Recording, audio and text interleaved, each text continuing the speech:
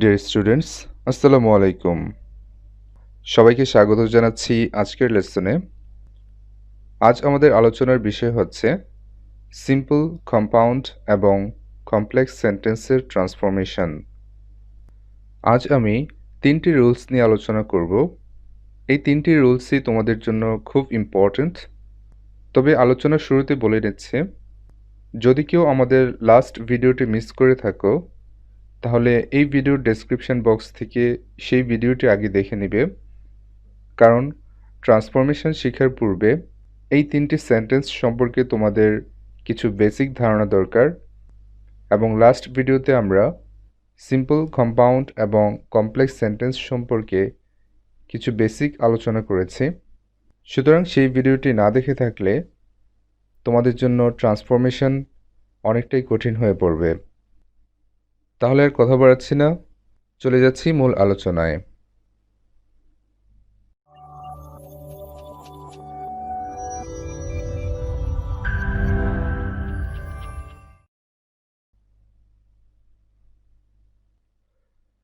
Rule 1, কোনো simple sentence যদি verb plus ING দ্বারা শুরু হয়, সেই সেন্টেন্সটিকে কম্পাউন্ড করার সময় দুটি ক্লোজ এর মাঝে অ্যান্ড যুক্ত হবে, এবং কমপ্লেক্স করার সময় সেন্টেন্সটির শুরুতে ওয়েন অথবা আফটার ব্যবহৃত হবে।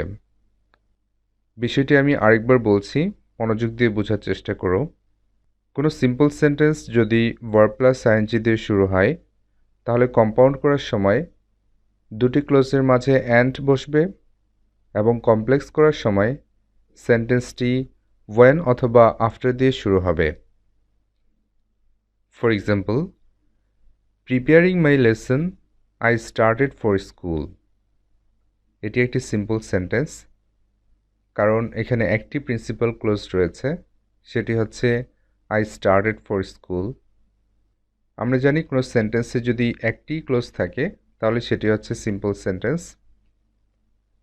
তাছাড়া সেন্টেন্সটি প্রিপেয়ারিং শব্দটি দ্বারা শুরু হয়েছে, অর্থাৎ ভার্ব প্লাস আইএনজি দিয়ে শুরু হয়েছে। এই কারণে আমরা বুঝতে পারছি এটি সিম্পল সেন্টেন্স। এখন আমরা দেখব এই সেন্টেন্সটিকে কিভাবে কম্পাউন্ড এবং কমপ্লেক্স করা যায়। এই সেন্টেন্সটির কম্পাউন্ড রূপ হচ্ছে I prepared my lesson and started for school. কিন্তু কিভাবে? আমরা লাস্ট ভিডিওতে বলেছিলাম কোনো কম্পাউন্ড সেন্টেন্সে দুটি প্রিন্সিপাল ক্লোজ থাকে। এখানে অলরেডি একটি প্রিন্সিপাল ক্লোজ আছে, সেটি হচ্ছে আই স্টার্টেড ফর স্কুল। এখন আমাদের টার্গেট হচ্ছে প্রিপেয়ারিং মাই লেসন এই অংশটুকু দিয়ে অন্য একটি প্রিন্সিপাল ক্লোজ তৈরি করা। এক্ষেত্রে তোমাদের খেয়াল রাখতে হবে, যেই প্রিন্সিপাল ক্লোজটি সেন্টেন্সে অলরেডি দেওয়া আছে, এই প্রিন্সিপাল ক্লোজটিকে ফলো করেই অন্য একটি ক্লোজ তৈরি করতে হবে। এখন আমরা জানি যে একটি প্রিন্সিপাল ক্লোজ সাধারণত সাবজেক্ট দ্বারা শুরু হয় এবং তারপর একটা ফাইনাইট ভার্ব ব্যবহৃত হয়। Preparing my lesson I started for school এই সেন্টেন্সে মূলত একটি সাবজেক্ট আছে, সেটি হচ্ছে আই। সুতরাং এই সাবজেক্টটিকে আমরা সেন্টেন্সের শুরুতে ব্যবহার করতে পারি। এরপর প্রিপেয়ারিং শব্দটির পরিবর্তে আমরা প্রিপেয়ার্ড ব্যবহার করেছি। কিন্তু কেন? এর কারণ হচ্ছে এখানে যে প্রিন্সিপাল ক্লোজটি দেওয়া আছে আই স্টার্টেড ফর স্কুল, এখানে ভার্বের পাস্ট ফর্ম দেওয়া আছে, অর্থাৎ স্টার্টেড দেওয়া আছে। সেই কারণে প্রিপেয়ারিং এর পরিবর্তে আমরা প্রিপেয়ার্ড ব্যবহার করেছি, অর্থাৎ ভার্বের পাস্ট ফর্ম ব্যবহার করেছি। এরপর সেন্টেন্সের অবশিষ্ট অংশ মাই লেসন, এটি অপরিবর্তিত আছে। সুতরাং এবার খেয়াল করে দেখো, আই প্রিপেয়ার্ড মাই লেসন এটি একটি প্রিন্সিপাল ক্লোজে পরিণত হয়েছে, এবং অন্য principal clause I started for school এটি অপরিবর্তিত থাকবে। সুতরাং আমাদের দুটি প্রিন্সিপাল ক্লোজ হয়ে গেছে। শুধু নিয়ম অনুযায়ী কমা এর পরিবর্তে আমরা অ্যান্ড ব্যবহার করেছি। তাহলে আমরা আমাদের কম্পাউন্ড সেন্টেন্সটি পেয়ে যাচ্ছি, সেটি হচ্ছে I prepared my lesson and started for school. এখানে আই শব্দটিকে ব্র্যাকেটের মধ্যে রাখা হয়েছে। এর কারণ হচ্ছে কম্পাউন্ড সেন্টেন্সে সাধারণত সেন্টেন্সের শুরুতে যদি সাবজেক্ট থাকে তাহলে উভয় ক্লোজে সাবজেক্ট মেনশন করার প্রয়োজন হয় না। সেই কারণে এখানে আই শব্দটি ব্যবহার করার কোনো প্রয়োজনীয়তা নেই। সো ডিয়ার স্টুডেন্টস, তোমরা নিশ্চয়ই বুঝতে পারছো ভার্ব প্লাস আইএনজি দ্বারা শুরু হওয়া যে কোনো সিম্পল সেন্টেন্সকে এই নিয়ম অনুসরণ করে তোমরা কম্পাউন্ড সেন্টেন্সে পরিণত করতে পারবে। এবার আমরা দেখব এই সেন্টেন্সটিকে কিভাবে কমপ্লেক্স সেন্টেন্সে পরিণত করা যায়। নিয়ম অনুযায়ী আমরা জানি এই ধরনের সেন্টেন্সকে কমপ্লেক্স সেন্টেন্সে পরিণত করতে হলে শুরুতেই ওয়েন অথবা আফটার ব্যবহার করতে হবে।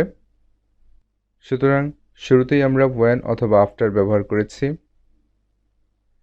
এরপর আই প্রিপেয়ার্ড মাই লেসন, এই অংশটুকু অপরিবর্তিত থাকবে।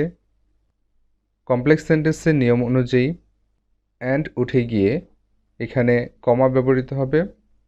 এরপর second close I started for school, এই ক্লোজটিও অপরিবর্তিত থাকবে। এবার খেয়াল করে দেখো এখানে দুটি ক্লজ হয়ে গেছে। প্রথম ক্লজটি হচ্ছে when I prepared my lesson, অর্থাৎ এটি হচ্ছে একটি সাবঅর্ডিনেট ক্লোজ, এবং আই স্টার্টেড ফর স্কুল এটি হচ্ছে একটি প্রিন্সিপাল ক্লোজ। এবং আমরা জানি কোনো সেন্টেন্সে যদি একটি সাবঅর্ডিনেট ক্লোজ এবং একটি প্রিন্সিপাল ক্লোজ থাকে তাহলে সেটি হচ্ছে কমপ্লেক্স সেন্টেন্স।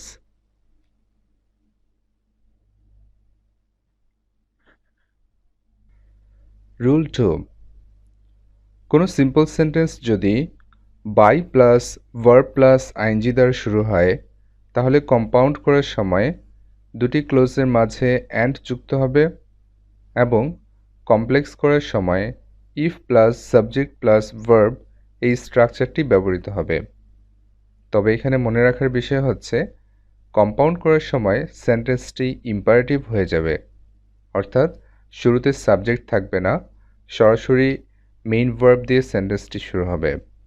এবং কমপ্লেক্স করার সময় if plus subject plus verb এই স্ট্রাকচারের সাথে কোনো নেগেটিভ শব্দ থাকতে পারবে না, অর্থাৎ স্ট্রাকচারটি পজিটিভ হবে।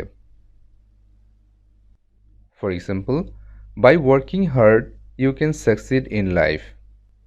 এখানে খেয়াল করে দেখো সিম্পল সেন্টেন্সটি by plus verb plus ING দ্বারা শুরু হয়েছে।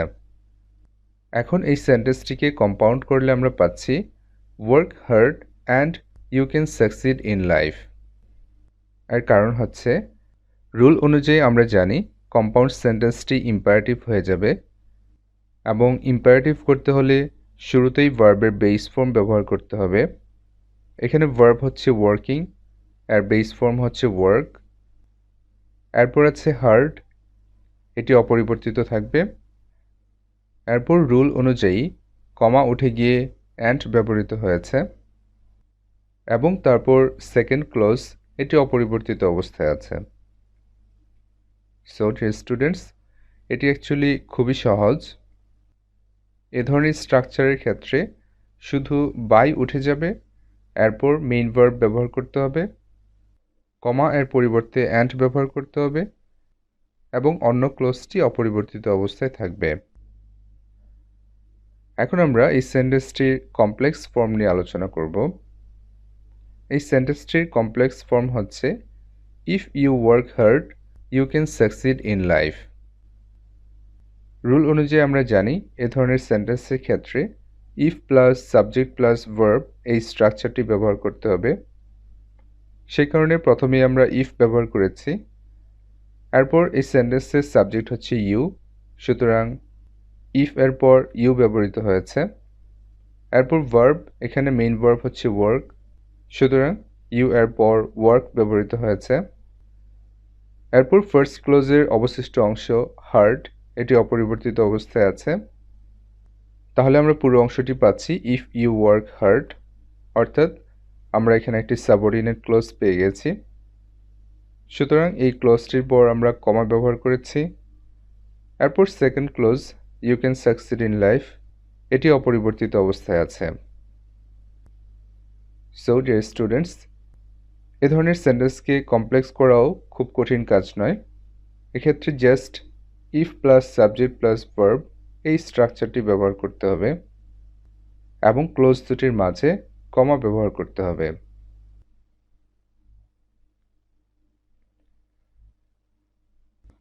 রুল 3। এই রুলটি জাস্ট রুল 2 এর অপোজিট।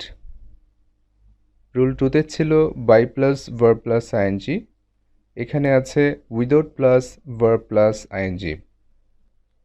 এক্ষেত্রে কম্পাউন্ড করার সময় ক্লোজ দুটির মাঝখানে অর ব্যবহার করতে হবে এবং কমপ্লেক্স করার সময় if plus subject plus verb অর্থাৎ সেম স্ট্রাকচার ব্যবহৃত হবে। শুধু পার্থক্য হচ্ছে রুল 2তে এই স্ট্রাকচারটি পজিটিভ ছিল, বাট এক্ষেত্রে এই স্ট্রাকচারটি হবে নেগেটিভ, অর্থাৎ এখানে নো অথবা নট এই জাতীয় কোনো নেগেটিভ ওয়ার্ড যুক্ত থাকবে। For example, without working hard you cannot succeed in life. খেয়াল করে দেখো, এই সেন্টেন্সটি without plus verb plus ING দ্বারা শুরু হয়েছে। এর কম্পাউন্ড ফর্ম হচ্ছে work hard or you cannot succeed in life. কারণ আমরা জানি কম্পাউন্ড করার সময় সেন্টেন্সটি ইম্পারেটিভ হয়ে যাবে, সেজন্য এখানে মেইন ভার্ব হচ্ছে ওয়ার্কিং, এর বেস ফর্ম হিসেবে আমরা ওয়ার্ক ব্যবহার করেছি। এরপর হার্ড শব্দটি অপরিবর্তিত অবস্থায় আছে। এরপর রুল অনুযায়ী কমা এর পরিবর্তে অর ব্যবহৃত হয়েছে এবং তারপর সেকেন্ড ক্লজ এটি অপরিবর্তিত অবস্থায় আছে। এখন আমরা দেখব এই সেন্টেন্সটির কমপ্লেক্স ফর্ম কি হয়। এই সেন্টেন্সটির কমপ্লেক্স ফর্ম হচ্ছে if you do not work hard you cannot succeed in life. এর কারণ হচ্ছে আমরা জানি এ ধরনের সেন্টেন্সকে কমপ্লেক্স করার সময় if plus subject plus verb এই স্ট্রাকচারটি ব্যবহার করতে হবে এবং স্ট্রাকচারটি নেগেটিভ হবে।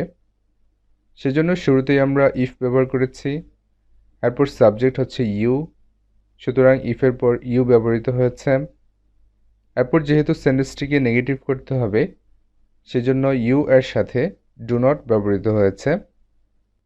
এরপর ভার্ব, এখানে ভার্ব হচ্ছে ওয়ার্ক, এবং এরপর ফার্স্ট ক্লোজের অবশিষ্ট অংশ সেটি হচ্ছে হার্ড। সুতরাং আমরা সাবঅর্ডিনেট ক্লোজ পেয়ে গেছি if you do not work hard. So নিয়ম অনুযায়ী সাবঅর্ডিনেট ক্লোজের পর কমা ব্যবহৃত হয়েছে। এরপর সেকেন্ড ক্লোজ অর্থাৎ প্রিন্সিপাল ক্লোজ এটি অপরিবর্তিত অবস্থায় আছে। সো ডিয়ার স্টুডেন্টস, এখানে আমরা একটি সাবঅর্ডিনেট ক্লোজ এবং একটি প্রিন্সিপাল ক্লোজ পেয়ে গেছি, সুতরাং সেন্টেন্সটি কমপ্লেক্স হয়ে গেছে। সো ডিয়ার স্টুডেন্টস, এখানে যে তিনটি রুলস আলোচনা করা হয়েছে, এই তিনটি রুলস ভালোভাবে বোঝার চেষ্টা করো। পরবর্তী ভিডিওতে আমরা আরও তিনটি নতুন রুলস নিয়ে আলোচনা করব। সে পর্যন্ত সবাই ভালো থাকো, সুস্থ থাকো। Thank you everyone for being with me.